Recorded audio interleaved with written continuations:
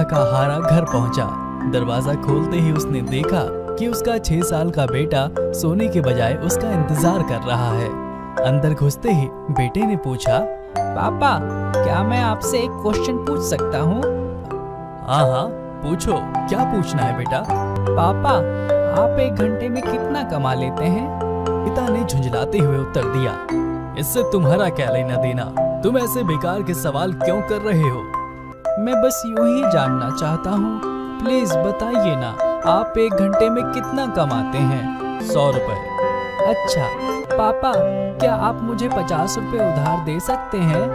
तो तुम इसलिए ये फालतू का सवाल कर रहे थे ताकि मुझसे पैसे लेकर तुम कोई बेकार का खिलौना या ऊट पटांग चीज खरीद सको। चुपचाप अपने कमरे में जाओ और सो जाओ। सोचो तुम कितने सेल्फिश हो। मैं दिन रात मेहनत करके पैसे कमाता हूँ और तुम उसे बेकार की चीजों में बर्बाद करना चाहते हो। ये सुनकर बेटे की आंखों में आंसू आ गए और वो अपने कमरे में चुपचाप चला गया। वो आदमी अभी भी गुस्से में था और सोच रहा था कि आखिर उसके बेटे की ऐसा करने की हिम्मत कैसे हुई। पर 1 आध घंटा बीत जाने के बाद वो थोड़ा शांत हुआ और सोचने लगा कि हो सकता है कि उसके बेटे ने सच में किसी जरूरी काम के लिए पैसे मांगे हो, क्योंकि आज से पहले उसने कभी इस तरह से पैसे नहीं मांगे थे। फिर वो उठकर अपने बेटे के कमरे में गया और बोला, क्या तुम सो रहे हो? नहीं। मैं सोच रहा था कि शायद बेकार में ही मैंने तुम्हें डांट दिया। दरअसल दिन भर के काम में मैं बहुत थक गया था। I am sorry. ये लो अपने 50 रुपए। ऐसा कहते हुए उसने अपने बेटे के हाथ में 50 का नोट रख दिया। थैंक यू पापा।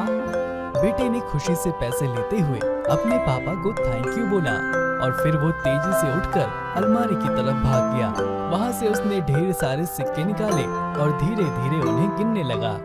ये देखकर उस आदमी को फिर से गुस्सा आ गया और उसने बोला, जब तुम्हारे पास पहले से ही पैसे थे तो तुमने मुझसे और पैसे क्यों मांगे? क्योंकि मेरे पास पैसे कम थे पर अब पूरे हैं।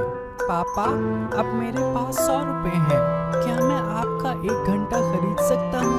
प्लीज आप ये पैसे ले लीजिए और कल घर जल्दी आ जाइए। मैं आपके साथ बैठकर खाना खाना चाहता हूँ।